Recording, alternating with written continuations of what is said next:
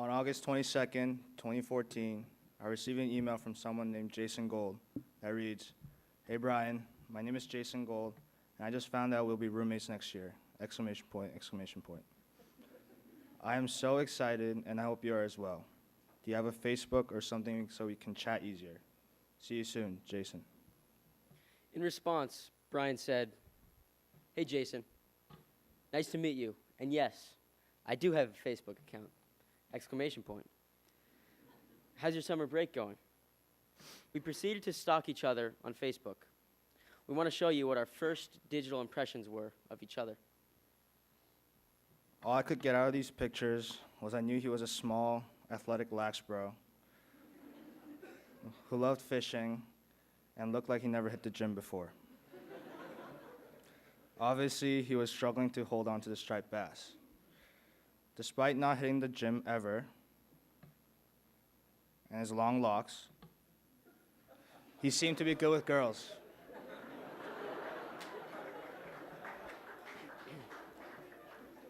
I was concerned when I saw this photo of Brian with some friends, pictured here. He's the kid in the middle. And then I was reassured everything was going to be fine when I noticed from these two photos how athletic he was.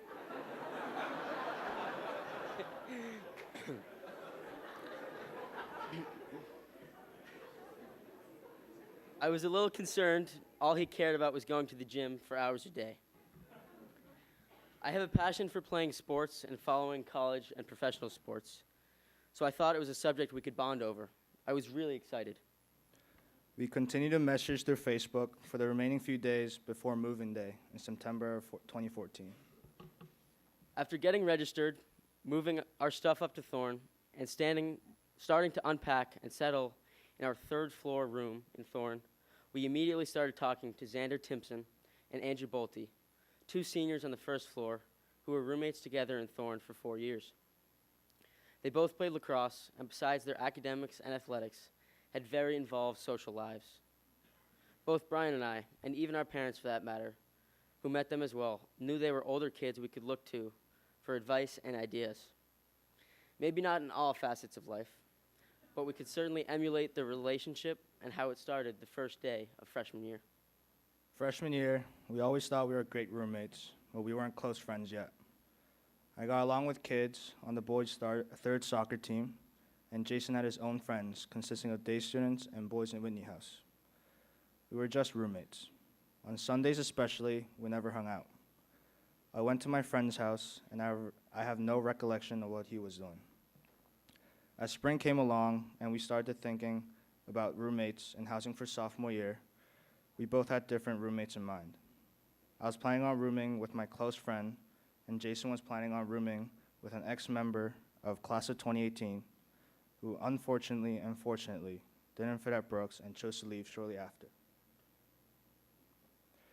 The fortunate part of this story is that Jason and I decided to remain as roommates. What has evolved is a relationship of not just roommates, but of lifelong friends. We often joke about how dumb we were to even have the thought of rooming with other kids. It was ludicrous. Soon, sophomore year was upon us, and again we're in Thorne, the best dorm on campus. That year, Mr. Burbank became a dorm parent. I hope you are here today, Mr. Burbank, because we haven't addressed our first encounters with you while you were making your way around the dorm those early September nights. For everyone here who doesn't know, each time Mr. Burbank came into the room to check on us, to make sure we were studying hard and getting our work done before study hall ended, as he should be, Brian and I were dealing with something else. One time I was standing up while Brian was at his desk, and I had my fist extended towards Brian's face. We made eye contact before I could explain that we were not fighting, but rather just joking around. The other time, we were pushing each other for some reason, never serious or fully engaged in fight. I think it had to do with Brian singing K-pop to himself. But he had headphones on, so he didn't realize I could hear the offbeat tone and questionable rhythm of his voice. Despite those singing skills, Brian still is a Korean pop star. We've never had a reason to battle like Mr. Burbank saw. I think that first impression Mr. Burbank had those first few weeks of sophomore year have changed for the better. But maybe he does still see us as aggressive delinquents who assault each other on a daily basis.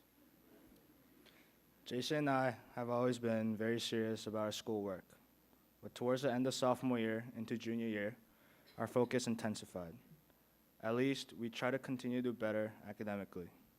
Over the years, our room was always crowded. Junior year especially, our room was the only double room big enough to fit a whole lot of people in Thorne.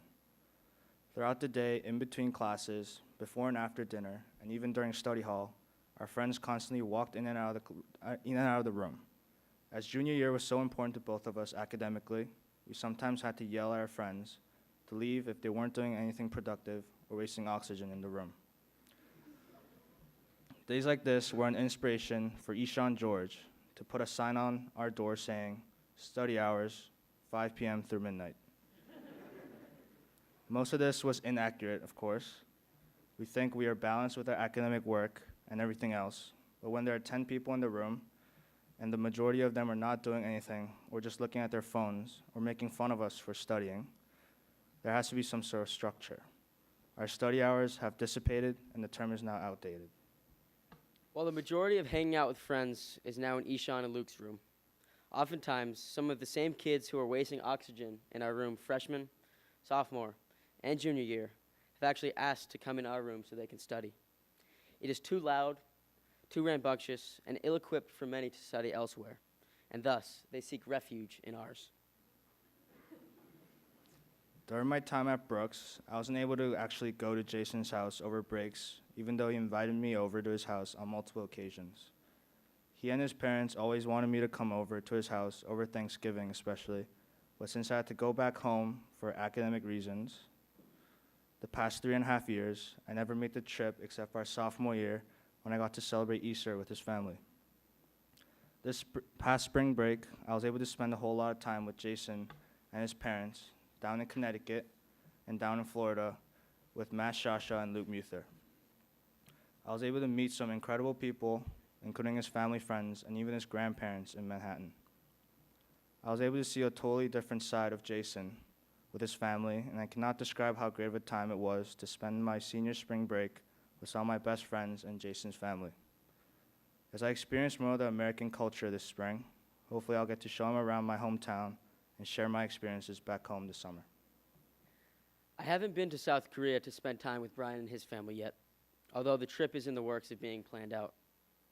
During spring break, Brian took my parents and I into Koreatown in New York to eat Korean barbecue. It has become one of my most favorite foods. According to Brian, it was a genuinely authentic restaurant, and for that hour or so, it was as if we were in Seoul. I had no idea what Brian was saying to the waiter, which is sad, considering I've heard him talk in Korean hundreds of times. One of the only words I know in Korean is one I cannot repeat in the chapel.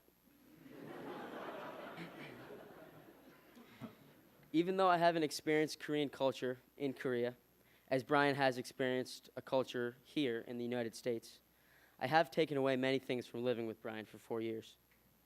Many values are different between American ideals and those in Korea, but there are many similarities.